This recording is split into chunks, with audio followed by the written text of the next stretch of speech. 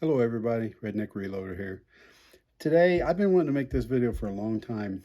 I'm going to show you the Lee factory crimp die and show you why you probably don't need one. I'm not against them. I own two of them, and I just recently bought this one. Today's really the first day I've used it. But I bought it for a very specific reason, and it does fix very specific problems. But a lot of people think you have to have one of these things, and that kind of rubs me the wrong way. So I'm going to show you how to set it up and how to use it and why you might need it. But first, I want to talk to you a little bit and tell you a story. So if you're just interested in knowing how to set it up, fast forward this video until I take the camera and zoom it in directly onto the press and just watch it from there. So, but if you'll just indulge me a few minutes, I would like to explain a little bit why I'm making this video and talk about this Lee Factory crimp die. So most of my dies are RCBS dies, and that's my 40 cal dies. I've been loading 40 cal for years and just recently bought this Lee Factory crimp die. I haven't needed it. There's been some times I would have liked to have it, and that's why I just went ahead and bought it, but I really haven't needed it. A lot of people, new reloaders, are being told you have to have one of these things, to the point of it being a little bit ridiculous. I have been on some reloading forums and seeing newer reloaders post and be like, hey, I just bought this RCBS or Hornady die set and it doesn't include a crimp die, so what crimp die should I buy? You know, I've explained to them and chimed in and said, like, you have a crimp die, it's built in, you know, it's a seating and crimp die. There's so many people on these forums and stuff nowadays giving advice and like, you have to have the Lee Factory crimp. I don't know what they did before they had it. It does fix a problem, but it's not a end all, save all. When I was new to reloading, I still have it, it's a 45 ACP pistol. It has a very tight, like, match barrel, and it was a pain in the butt to reload. And that was the very first round I started reloading. So I'm probably thankful for it because it made me a better reloader, because I had to figure out how to load for that gun, and it taught me a lot. The problem I was having was the bullets were getting out of the chamber, getting into the lands and grooves. They didn't want to seat, so it wouldn't go into battery. And I tried different ogive shapes. I went everything from, you know, truncated cones to semi-wad cutters, and I have the same problem. I did enough research. I figured out, I thought that's what the problem was. I actually bought a resizing die. I was trying to resize the bullets down a little bit to see if that made a difference, and that really didn't make a big difference. But I was getting bullets, I was loading them, and then they wouldn't go into battery on my gun. And then I would take a hammer and pull the bullet, and I could take the brass and go back and drop the brass in, and it was fine. So I knew the problem wasn't with the brass. I went on some forums myself and asked a few questions, and I had one guy one day tell me, you have to get a Lee Factory crimp die. And I said, okay, how's that going to help me? And he said, it'll fix your problem. And I asked him to explain how, because I didn't understand how it was going to fix my problem. And he got very offended by it, and it kind of copped an attitude. It wasn't his exact words, but the stuff he was saying was basically, I've been reloading for 20 years and I load 2,000 rounds a week, and how dare you ask me that? It works, just accept that. You don't need to know how. You don't understand it. If you don't understand enough, I'm not fooling with you, and all this stuff. The truth of the matter is, he didn't understand how it worked, and that wasn't going to fix my problem. But when I called him on it, he got upset. So that's why I want to make this video and really explain to you what that die is and what it does. It's not magical. It's a crimp die with a sizing ring in it. That's it.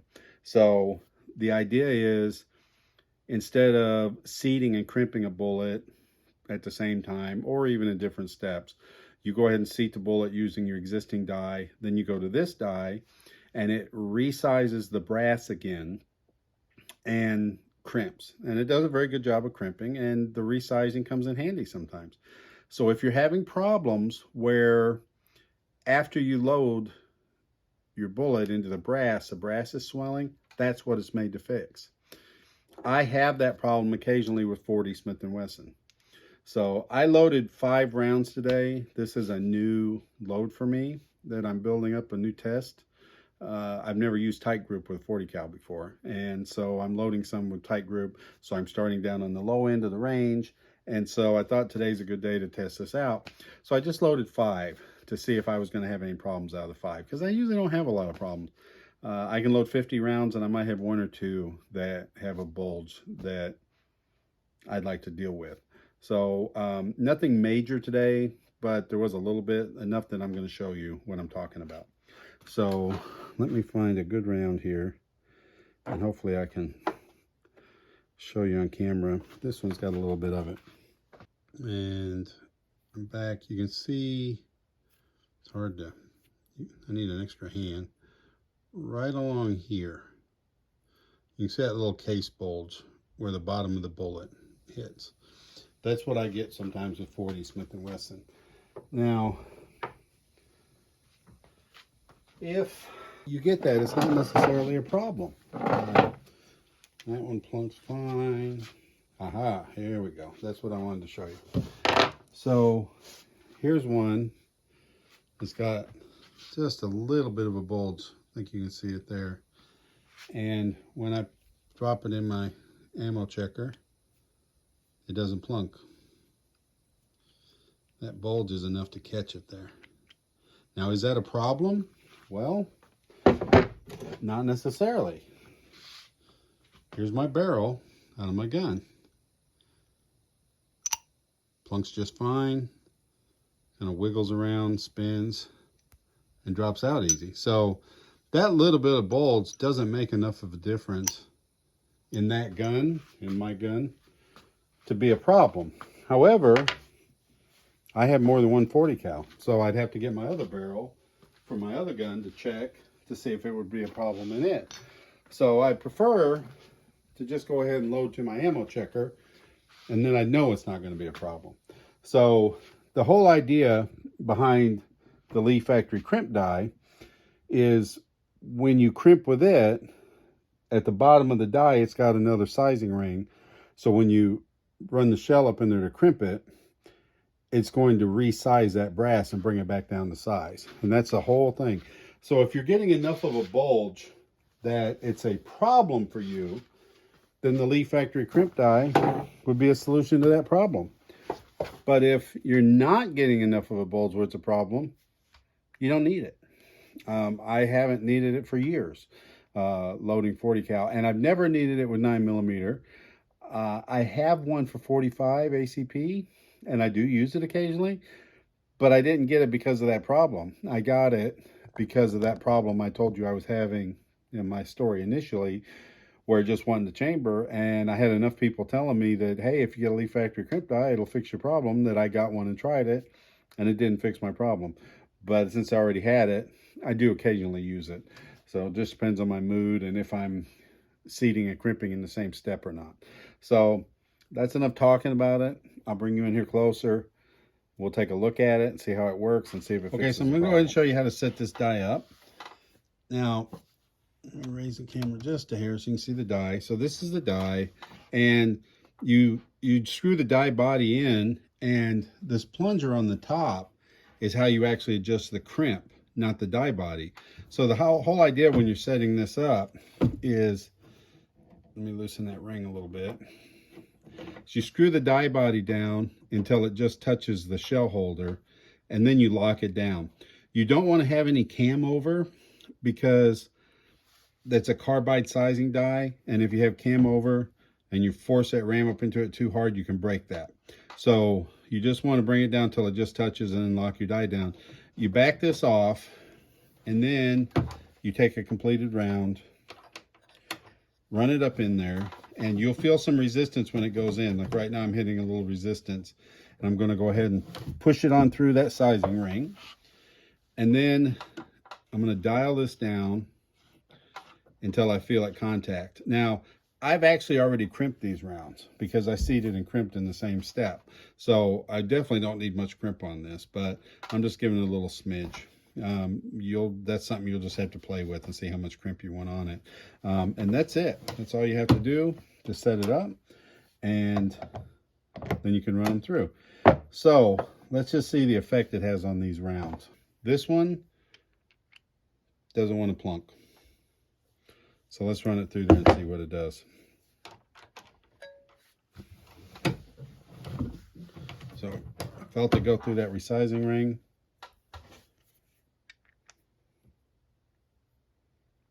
There we go. Plunks in, drops out. So that's what the Leaf Factory crimp die will do for you. It'll take that bulge back out of there. So got a few more here. Let's see how they do.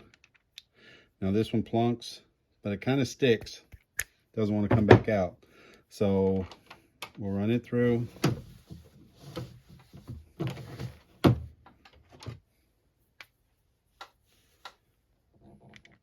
Plunks fine, drops out fine. So it does that extra resizing is kind of nice sometimes. Now that one doesn't quite want to go down flush, and it's kind of stuck in there. Run it through.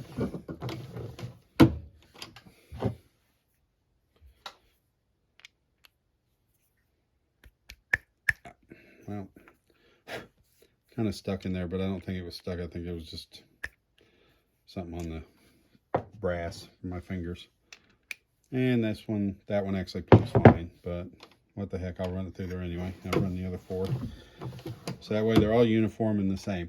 That's it. But the factory crimp die is nothing special. Like I said, I've heard people almost give these things magical properties to fix all your reloading problems. And that's not what it is. But what it will do, if you are getting that bulge in the case after you set the bullet in, and I'm probably going to get comments on this whenever I discuss this topic. I kind of hear the same things as, oh, you just have to either increase the amount of bell or reduce the amount of belling. I have tried it all, folks. I went down to hardly any to expanding it to a ridiculous amount. I tend to just get this mainly with 40 Smith & Wesson and mainly with like high-tech coated rounds, not copper jacketed is bad. If you are having those kind of problems, the Leaf Factory crimp die will probably solve those problems for you. If you're not having that particular problem, then the Leaf Factory crimp die probably isn't going to do anything for you. If you're having some other kind of problem, then you're probably going to have to look at another solution to it. So the ideal thing is, if you are having problems with your loads, it's really researching it, sitting down, looking at what the problem is, and trying to identify the problem. And then you can find the solution. But the Leaf Factory crimp die is not the solution for everything. And as you see, those 5 rounds I had, I could have run those through my gun with no problem whatsoever. But now they're just even a little more tighter tolerance. They drop in my ammo checker fine. They're certainly going to plunk check in my barrel fine, and they're going to run with no problem. So that's the Leaf Factory crimp die, what it is and what it isn't. So if you're interested, get one. Do you have to have it? Absolutely not. That's up to you. Thanks for watching. I appreciate you all. God bless you. This is Redneck Reloader, and I'm out of here.